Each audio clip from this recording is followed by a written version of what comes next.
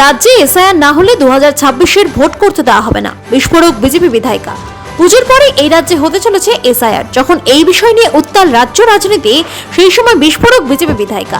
রাজ্যে এসআইআর না হলে এই রাজ্যে 2026-এ ভোট করতে দেওয়া হবে না। নির্বাচন কমিশন পুলিশ নামাবে নাকি মিলিটারি নামাবে, কি করবে সেটা তাদের ব্যাপার। এসআইআর করতেই হবে, না হলে ভোট করতে দেওয়া হবে না। বিস্ফোরক ইংলিশ বাজারে বিজেপি বিধায়িকা শ্রীরূপা মিত্র চৌধুরী।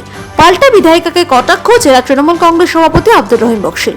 তিনি বলেন, বিজেপি ভোট চুরি করে ক্ষমতায় এসেছে, আর এই কারণে এসআইআর নিয়ে এত উদ্গ্রীব। এই রাজ্যে নিরপেক্ষ নির্বাচন হবে, 2026-এ আবার তৃণমূল ক্ষমতায় আসবে। বুধবার মালদা প্রেস কর্নারে এক সাংবাদিক সম্মেলনে এই দাবি করেন বিধায়িকা। দেখতে পেয়েছি তার ফলস্বরূপ মৃত ভোটার, ডাবল ভোটার, তারা ডুপ্লিকেট ভোটার, তারা বাদ গেছে। এবং তাতে কার লাভ হয়েছে? সাধারণ মানুষের লাভ হয়েছে।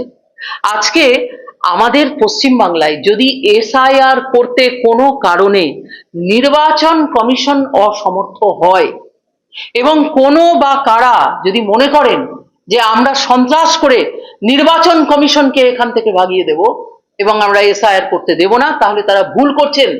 দিল্লির বুকে আগুন জ্বলবে এবং মন্ডল কমিশনের যখন হয়েছিল তখন যেভাবে আগুন জ্বলেছিল সেভাবে জ্বলবে।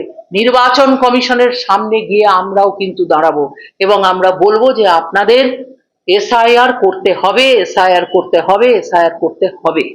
এবং এসআইআর করার দায়িত্ব নির্বাচন কমিশনের। সে কিভাবে করবে, কার মাধ্যমে করবে, কোন প্রশাসনিক ইনফ্রাস্ট্রাকচার ইউজ করবেন, তারা পুলিশ নামাবেন না মিলিটারি নামাবেন, তাদের ব্যাপার, আমরা জানি না। কিন্তু আমরা পলিটিক্যাল পার্টি হিসেবে আমরা বছরের পর বছর এই লড়াইয়ে হেরে যাচ্ছি এবং বছরের পর বছর আমরা অপ্রেসড হচ্ছি, আমাদের উপর অত্যাচার হচ্ছে, আমাদের কর্মীদের উপর অত্যাচার হচ্ছে, সাধারণ ভোটারদের উপর অত্যাচার হচ্ছে। এই অত্যাচার আমরা সহ্য করব না। এসআইআর যদি নির্বাচন কমিশন না করতে পারে পশ্চিমবাংলায়, তাহলে আমরাও এই রাজ্যে নির্বাচন করতে নির্বাচন কমিশনকে দেব না। আপনি কি দেখতে পাচ্ছেন না? আজকে আমি পশ্চিমবঙ্গের কথা বলছি, আমি অন্যান্য রাজ্যের কথা শিওর হয়ে গেলাম যে ভোট চুরি করে কেন্দ্রের ক্ষমতায় বিজেপি এসছে, মোদী সরকার এসছেন। এসআইআর নিয়ে এত উঠে পড়ার মানেটা হচ্ছে যে আপনারা ভোট চুরি করেছিলেন লোকসভা ভোটের সময়, তাহলে লোকসভা ভোটের সময় এসআইআর করা হলো না কেন? উত্তরপ্রদেশের ভোটের সময়, গুজরাটের ভোটের সময় এখানে এসআইআর করা হলো না কেন? তাহলে আপনারা নিশ্চিত যে আপনারা ভোট চুরি করেছেন। সেখান থেকে আপনাদের মনে পড়ে যাচ্ছে যে হয়তো পশ্চিমবঙ্গে এরকম ঘটনা ঘটতে পারে। কিন্তু স্বাধীনতার পর থেকে পশ্চিমবঙ্গের ইতিহাসে, বিশেষ করে 2011 সালের পরে মাননীয় মুখ্যমন্ত্রী মমতা ব্যানার্জির নেতৃত্বে যে সরকার চলছে, এখানে আজ পর্যন্ত কোনো ধরনের ভোটে কারচুপি হয়নি। আর আগামী দিনেও 2026 সালেও জনগণের সমর্থন নিয়ে মমতা ব্যানার্জি ক্ষমতায় আসবেন। আপনাদের মতো ভোট চুরি করে ভারতবর্ষের প্রধানমন্ত্রী ক্ষমতায় আসবেন না।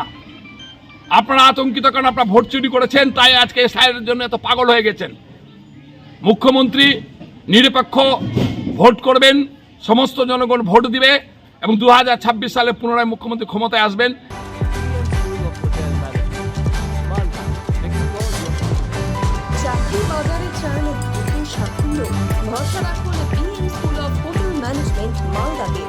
ইউজিসি অনুমোদিত কোর্স, সাথে 100% job guarantee, campus, AC, classroom এবং হস্টেলের সুবিধা রয়েছে।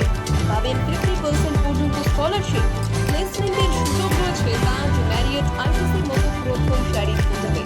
ভবিষ্যতের গ্যারান্টি দিতে আজই যোগাযোগ করুন 9046254705 অথবা 7004625706 এই নম্বরে। BN school of hotel management, আপনার সাফল্যের ঠিকানা।